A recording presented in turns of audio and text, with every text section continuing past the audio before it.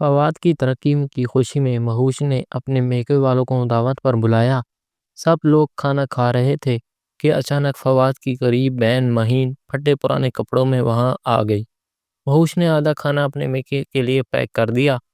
فواد جب باورچی خانے میں گیا تو دیکھا مہین اپنے بچوں کے لیے بچا ہوا سالن ایک تھیلے میں ڈال رہی تھی۔ اس کی آنکھوں میں آنسو تھے۔ فواد کے دل میں غصے کی ایک لہر دوڑ گئی۔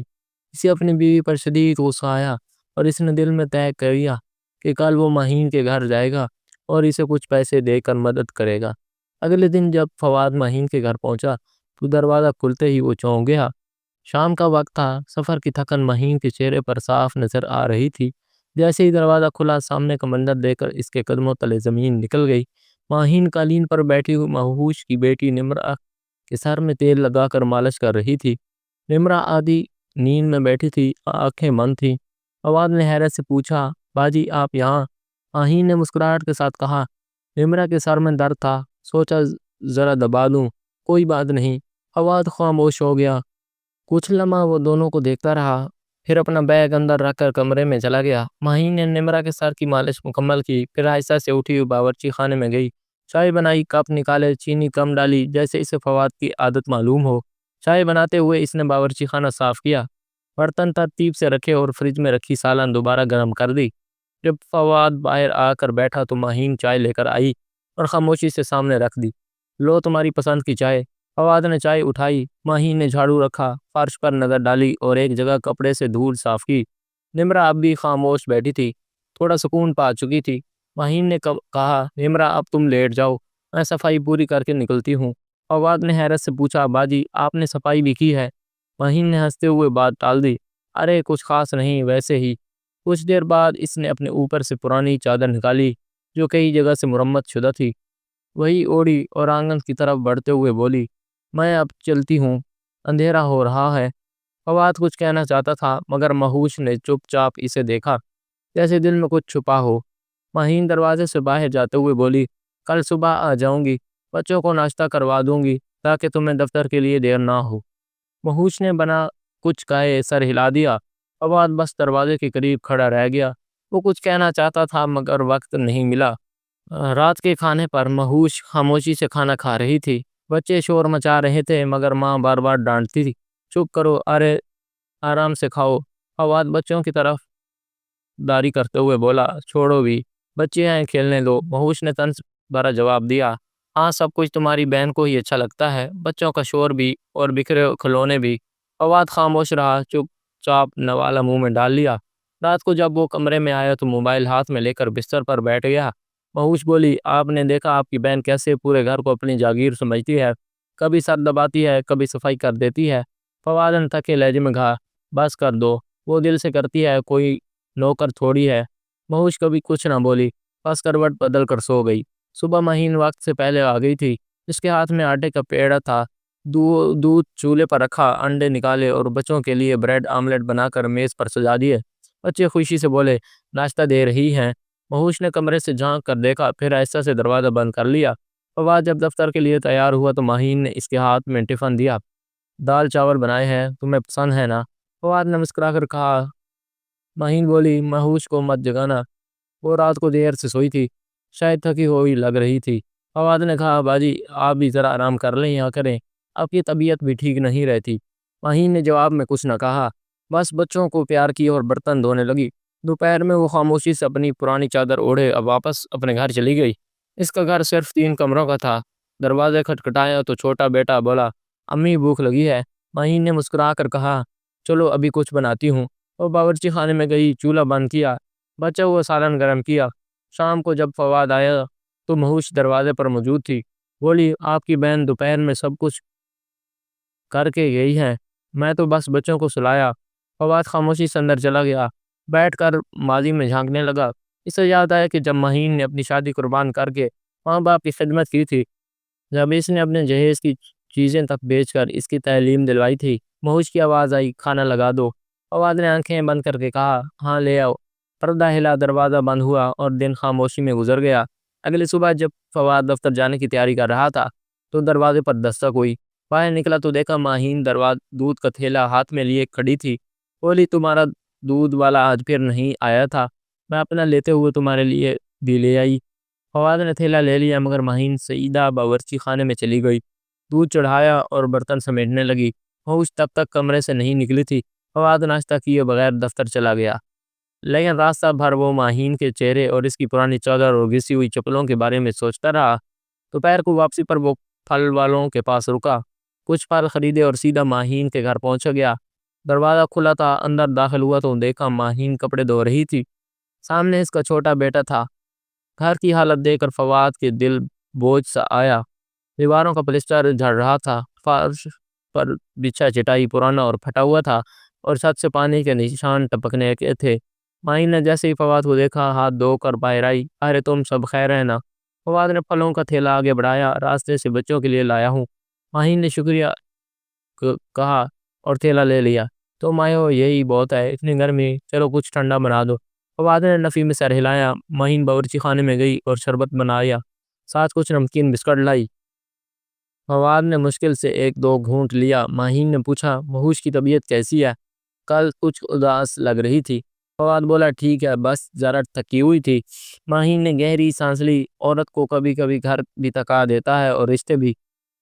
واپسی پر فواد سیدھا بازار گیا، ایک دکان سے نئی چادر خریدی، مہنگی تھی مگر بہت نرم اور خوبصورت۔ شام کو وہ چادر ماہین کے گھر بھجوا دی۔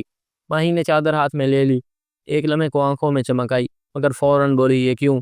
تم لوگوں کا خرچ بڑھ جائے گا، مجھے اس کی ضرورت نہیں تھی۔ فواد نے بات بدل دی، بس ایسے ہی ایک چھوٹا سا تحفہ ہے۔ اگلے دن جب فواد گھر پہنچا تو دیکھا ماہین باورچی خانے میں مصروف تھی۔ مہوش کمرے میں بیٹھی موبائل دیکھ رہی تھی، بچے آنگن میں کھیل رہے تھے۔ فواد صوفے پر بیٹھ گیا۔ ماہین نے چائے لائی۔ مہوش تن سے بولی باجی کی چائے کا مزہ ہی کچھ اور ہے، شاید ان کے ہاتھوں کی گرمی ہے۔ فواد نے کوئی جواب نہ دیا مگر ماہین کی آنکھوں ایک لمحے کے لیے نم ہو گئی۔ وہ پلٹی اور برتن دھونے لگی۔ اس رات فواد دیر سے کمرے میں آیا، مہوش آدھی نیند میں تھی۔ فواد بولا باجی کی زندگی تم سے کہیں زیادہ مشکل ہے، مگر وہ کبھی شکایت نہیں کرتی۔ مہوش نے کروٹ بدلی، مشکل اپنی جگہ مگر ہر بات میں دخل دینا بھی تو حد ہوتی ہے۔ فواد خاموش ہو گیا۔ اگلی صبح ماہین نے آ کر دروازہ کھٹکھٹایا مگر مہوش نے دروازہ نہیں کھولا۔ بچے اندر شور مچاتے رہے۔ ماہین کچھ دیر کھڑی رہی پھر واپس چلی گئی۔ دوپہر کو فواد نے ماہین کو فون کیا، آج صبح آئی تھی؟ ماہین نے کہا ہاں مگر شاید مہوش سو رہی تھی، کل پھر آ جاؤں گی۔ اس رات فواد نے مہوش سے صاف کہا باجی روز آتی ہیں، تمہارا کام چھیننے نہیں، بس بھائی کے لیے آتی ہیں۔ مہوش نے خاموش رہنا بہتر سمجھا۔ اگلے دن ماہین نے گھر میں قدم رکھا، مہوش کے پاس جا کر بولی مہوش کل چھٹی ہے، بچوں کے لیے ناشتے میں کچھ خاص بنا دوں؟ مہوش نے منہ موڑ کر کہا جیسا آپ بہتر سمجھے۔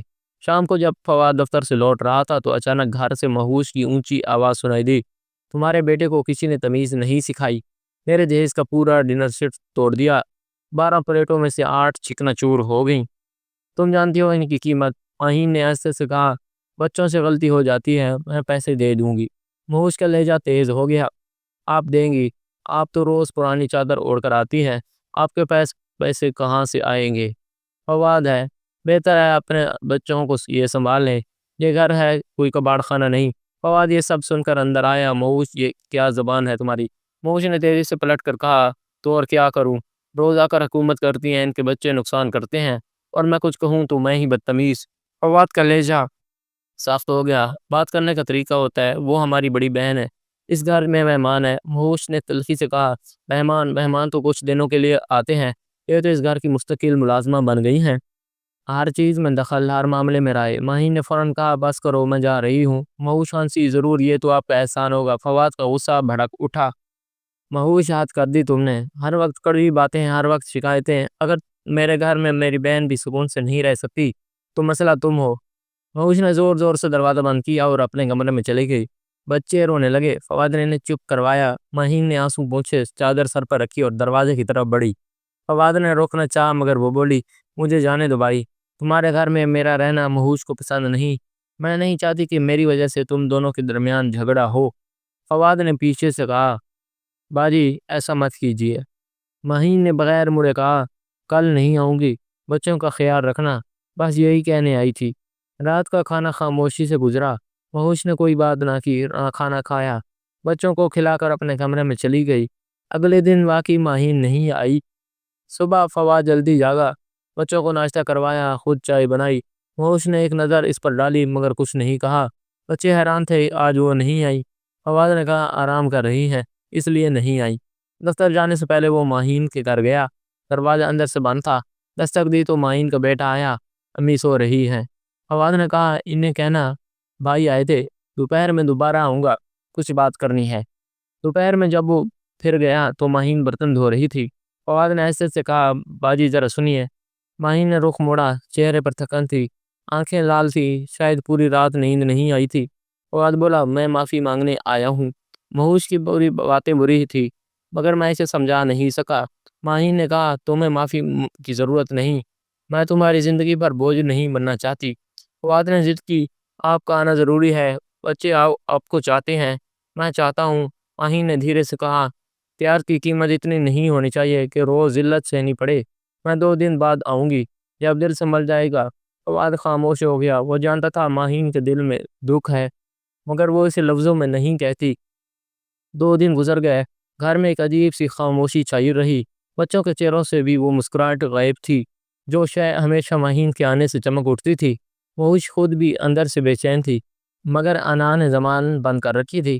صبح جب فواد دفتر کے لیے تیار ہو رہا تھا تو اس نے آہستہ سے کہا فواد اگر تم چاہو تو میں ماہین باجی کے گھر جا سکتی ہوں، پوچھ لو کیسی ہے۔ فواد نے لمحہ بار کو اس کو دیکھا، پھر نرم لہجے میں کہا اگر واقعی دل سے جا رہی ہو تو ضرور جاؤ، انہیں خوشی ہوگی۔ مہوش خوشی سے تیار ہوئی اور دوپہر کو ماہین کے گھر پہنچی۔ دروازہ کھٹکھٹایا تو ماہین کا چھوٹا بیٹا نکلا، امی سو رہی ہیں۔ مہوش نے کہا انہیں جگاؤ۔ ماہین نے دروازہ کھولا تو مہوش کو دیکھ کر چونک گئی۔ مہوش نے دھیرے سے کہا میں معافی مانگنے آئی ہوں، مجھ سے غلطی ہو گئی تھی۔ ماہین نے نظریں جھکا لی، ایسی کوئی بات نہیں، بس حالات تھے۔ مہوش نے قدم اندر رکھے دیکھا ماہین کمرے میں چھت ٹپکنے کے نشان، دیوار پر نمی اور ایک کونے میں رکھے چند برتن، بس اتنا ہی سامان تھا۔ مہوش کی آنکھیں نم ہو گئی، بولی آپ اتنے برے حالات میں بھی مسکرا لیتی ہیں، کاش میں بھی اتنی مضبوط ہوتی۔